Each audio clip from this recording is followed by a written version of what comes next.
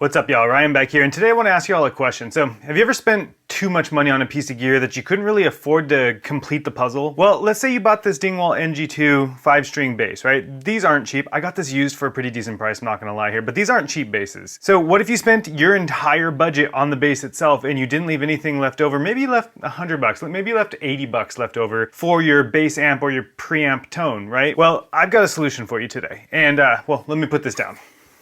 And that solution comes in the form of the Monomyth Preamp Pedal from Joyo Audio. Now, this is a sponsored post. Joyo Audio did send this over for me to review, although they did not pay me for this video. So this is a sponsored video after all, but all thoughts and opinions are my own. They don't get to see this video before it goes live or anything like that. So what is the Monomyth Preamp Pedal? Well, I mean, exactly as it sounds, but for those of you that don't know what a preamp pedal is, imagine the point right after you plug your bass into the amp, but before it gets to the speaker in the power section of that amp. That's pretty much what this is. This is the preamp, so pre-amplifier stage of the amplifier itself. Which means as a preamp, this is meant to go with other things, right? This is meant to go with either other pedals, impulse responses, or a power amp and cabinet. But thankfully this does actually have a cab sim built in, so you don't need to worry about that if you don't want to. You don't have to use any third-party IRs if you don't want to either, but we'll get into all of that a little bit later. And for those of you that need to skip around, I do have timestamps down in the description, so feel free to grab those and move around to the tones that you want to hear. Because I want to get into what you all are here for, which is the tone test, right? So what we're going to do first is we're going to listen to this in the context of a full demo mix. This happens to be the Carol of the Bells cover that my band did of the August Burns Red cover.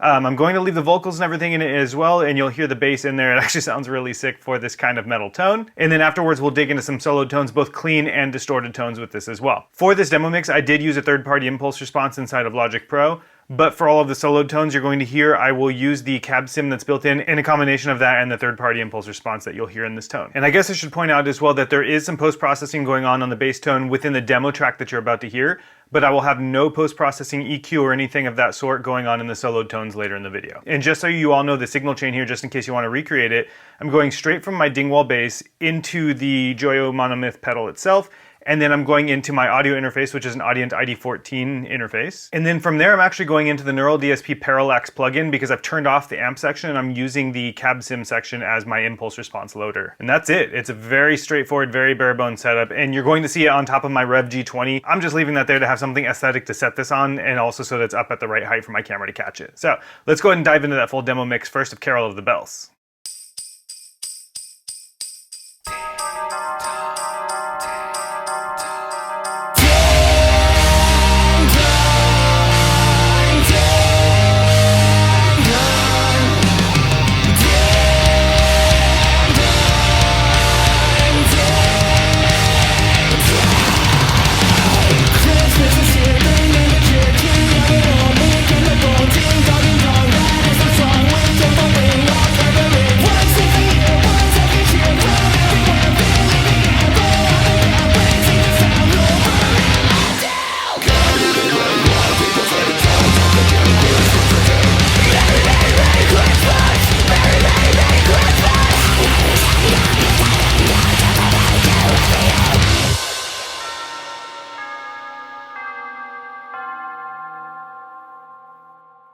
Alright, so now that you've heard it in a full demo mix, let's go over some of the features and then we'll dive into the soloed tones here. Now, when you look at the front of the Monomyth, you do have two foot switches here. You have the drive knob and then you have just the on and off knob. And just as it sounds, if you have the on knob off, you're going to have the entire pedal off, so you won't have access to any of the drive functions as well.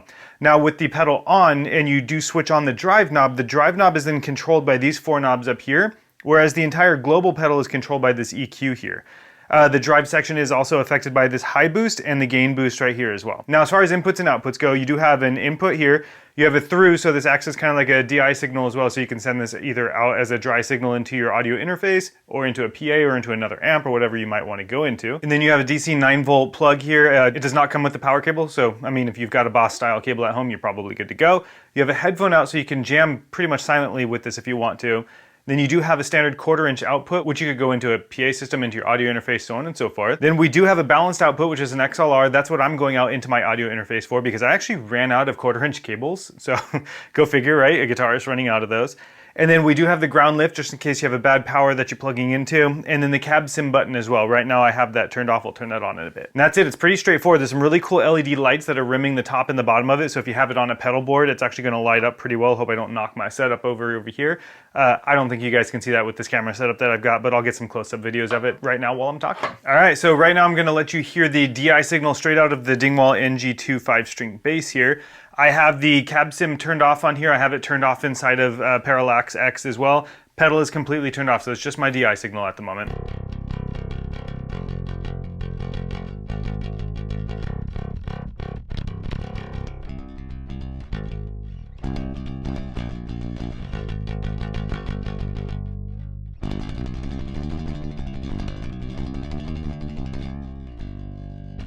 All right, so pretty basic, plain. I mean, obviously it's a Dingwall, so it sounds really sick regardless. But let's go ahead and hear it with the built-in cab sim here. And I'm only going to turn on the clean section right now. So we'll pop that on. And you'll see the EQ that I have going on right here. So we have a weird little curve here. I'll get a close-up shot of this later as well. But it's a very responsive EQ on here. I actually like it a lot. I kind of treated it like I treat my Dingwall tone inside of the Parallax X plugin. So these are kind of mirroring what I have inside of there, even though we have one more band. And one of the bands in a different spot. So we have 1.5 kilohertz instead of 1000 inside of the Parallax X plugin. But this is how I like it. But yeah, so let's go ahead and listen. Again, the cab sim on the pedal itself is turned on, but the one inside of Parallax X is turned off.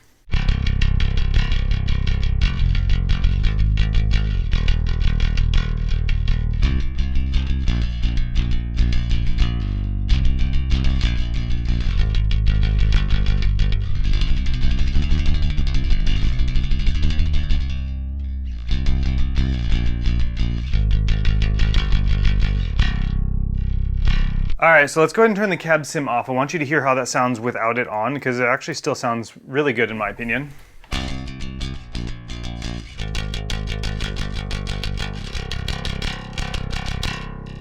So it sounds a little bit more like the DI signal obviously did before, but it does sound shaped. You know, it has the EQ going on for it, which sounds really nice. Now let's go ahead and listen to that same tone, but inside of Parallax X with a third-party impulse response that I had going on in there.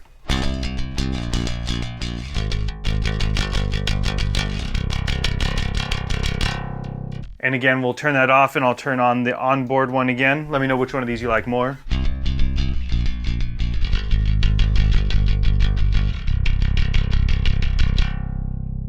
I would say that the onboard impulse response has a lot more low end to it, which go figure, it's for a bass obviously, and it's meant to be a lot more well-rounded to fit a variety of different styles than the one that I'm using inside of Parallax X, just because obviously that's going to be geared more towards metal, or at least the one that I chose is. So up until now, all you've heard is the clean tone. Let's go ahead and click on the drive, and I'm going to start with the blend pretty much off, and I'm going to crank it up as we go so you can hear it. So drive is on now, and I'm again using the third-party impulse response inside of Parallax X, and I'll turn that off in a second for you, but this is how it sounds again, because the blend knob is all the way down. So let's go ahead and start cranking that up. I have the voice knob turned all the way to the right for the distorted channel, which I'll change as well, obviously, but...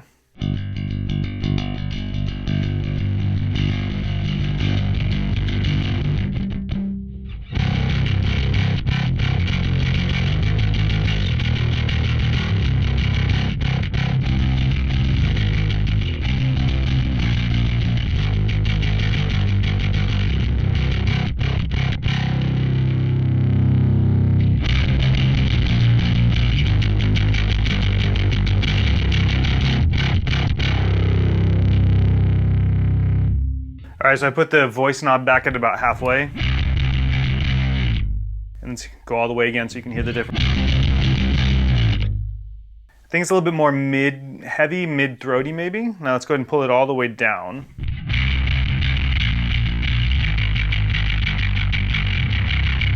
So it definitely sounds more scooped now. I don't know if it's just my ears, but you all can let me know if it sounds terrible to you or not, but I don't like it with the voice knob all the way down.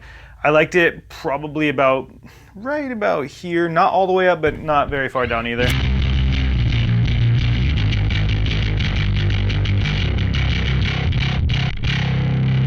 Actually, maybe even all the way up. Yeah, I think I like those mids quite a bit more like that. Now, something that I did earlier, before obviously I started this video, was I did turn on the bright switch here and then the gain boost. So let's turn both of those off now.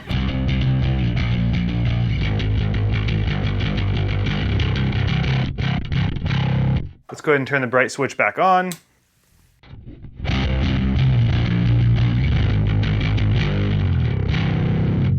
And let's go ahead and turn the gain boost back on as well.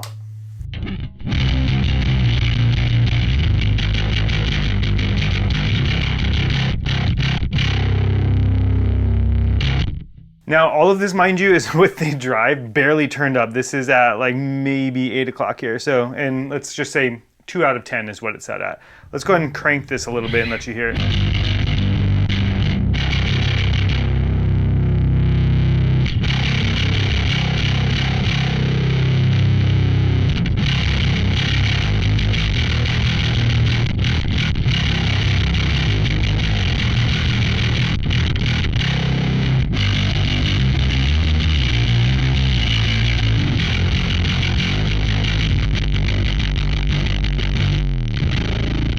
All right, so as you can hear with that much gain going through, it does start to fart out a little bit. And again, I'm using a bass with very hot active pickups in it. And so I would assume if I switch this over to the passive mode that I might have a little bit of a different sound going out of that, but that's not what I'm here for. We are gonna check that out later though. I'm gonna test this with a different bass in just a moment here. All right, so let's go ahead and listen to all of that with the built-in cab sim section inside of the Monomyth pedal instead of the third-party one that I was using inside of Parallax X. So this is the same distorted tone. Let's go ahead and crank everything back down. We've got the drive back down about here. We'll turn the blend about halfway, and I'm gonna leave the voicing where it's at. So.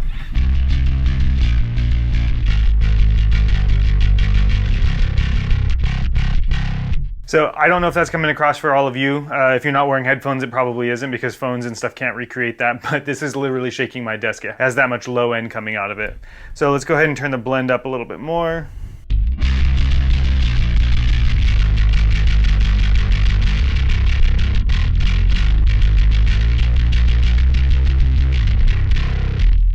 So I don't know about y'all, but that actually sounds, I think, better than the impulse response that I was using. It's not as clear, but it does sound really, really good. Let's go ahead and bring the drive down a little bit more and see if I can get a little bit more clarity. It's still pretty muddy.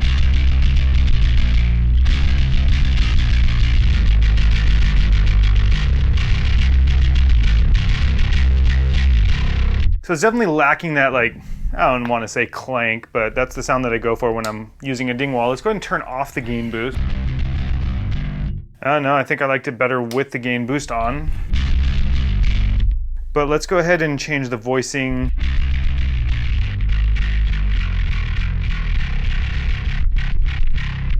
All right, voicing I'm gonna leave back where it was.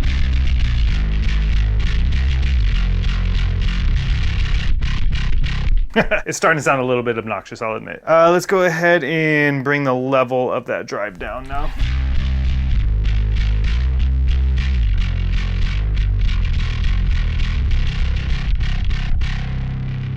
All right, so I'm gonna switch it back over to the third-party impulse response again because I think it just has more clarity, to be honest with you. Let's go ahead and crank the level back up.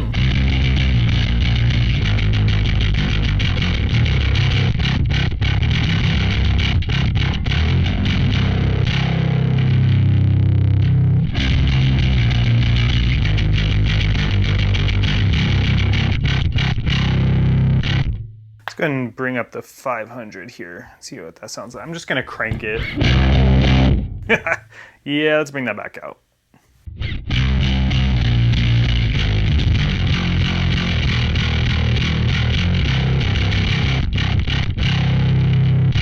All right, so there's the Dingwall NG2. Let's go ahead and listen to a different bass guitar real quick though. Give me just a sec.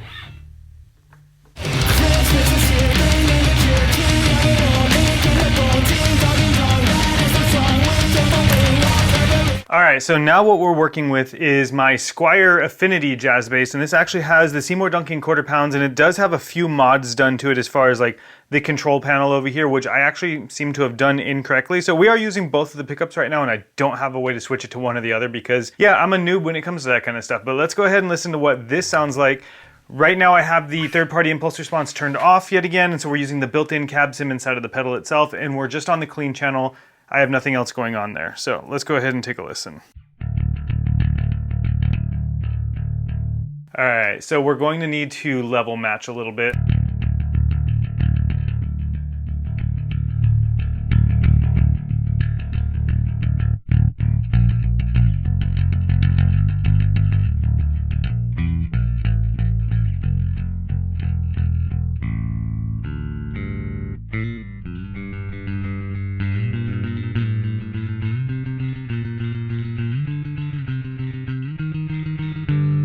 All right, and let's go ahead and turn off the cab sim, and let's go ahead and listen to just the DI through the pedal itself.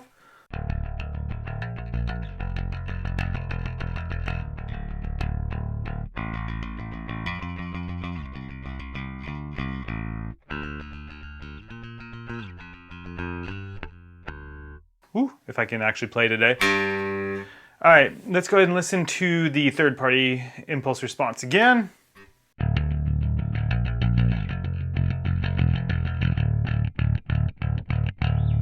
All right, I think we can bring back some of the mids for this one.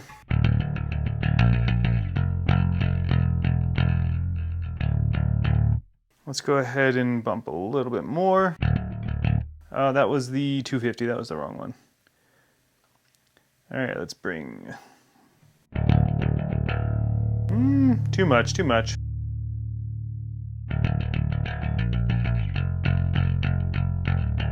All right, so now let's go ahead and turn on the drive and see what we've got going here with this jazz bass.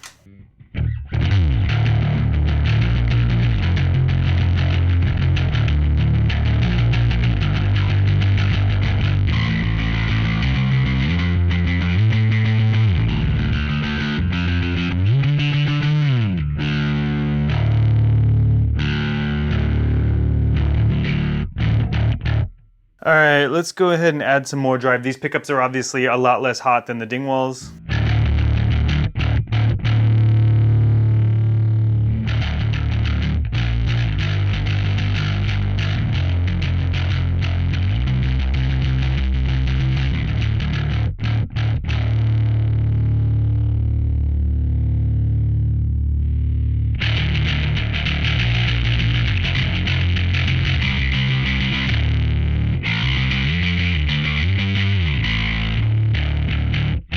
So I bumped the, I bumped the 3 kilohertz there pretty much all the way up. I'm slamming it. So we have the high shelf pretty much all the way up. We have the 3 kilohertz all the way up.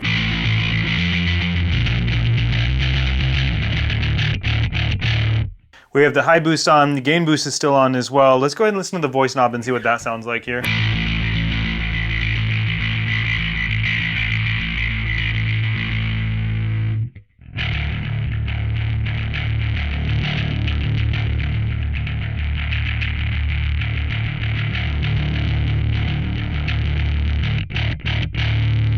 All right, let's crank some more drive into this.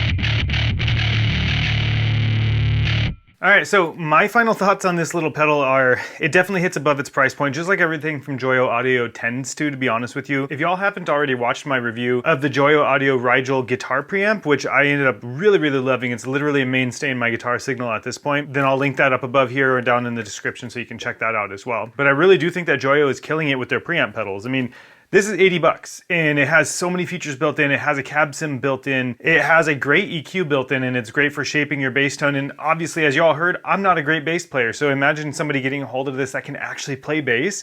You're probably sitting on the possibilities of some really cool bass tones that I'm just not capable of coaxing out of it just yet because I'm still a noob at it. As you heard, I mean, I have a really cheap bass and one really expensive bass. They both sound great for what I use them for as far as writing bass to the music that I'm writing.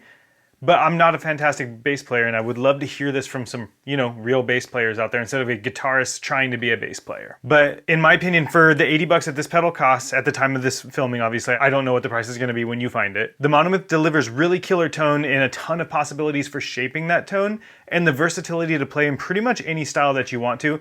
I didn't have a compressor going into this or anything, so there's a lot of tonal capabilities that I didn't even get to scratch the surface of because I just don't have the gear to actually get there. But if I were to buy one little piece of gear that's under 100 bucks that can give me a great bass tone out of the box and I can literally just go plug into an amp or plug into a PA system and get jamming right then and there, this is going to do it. The Monomyth is a great pedal for that and it's going to get you literally 99% of the way there for a very usable tone so that way you can get to playing live or recording and using a more unique tone than like all the plugins that are out there that everybody else is using right now. So I would say check it out. This could just be your new little secret weapon on your pedal board. You never know. And at the end of the day, you're not missing much if you do, because it's 80 bucks, you know? It's not a $300 pedal. It's not a ridiculously expensive bass preamp that you can get from other brands, which I won't name here, because I love those brands too, and I'm not gonna trash talk them. But please let me know what else you'd like to hear me do with this bass preamp pedal, and I'll try to make it happen. And if you could, list in the comments some of the other bass preamps that I should be trying out, because I'm really adamant about improving my bass tone, improving my bass playing, and making it more unique than it is right now, because I'd say it's pretty basic at the moment. But that's it for me today, y'all. And again, please like, subscribe, and follow if you enjoyed this video. I've got a ton more content coming for you guys in the very near future. 2025 is going to be pretty big for me, not going to lie. I know that sounds cliche, but 25 is going to pop off for me. So that's it for now. I'll see y'all in the next one. Peace.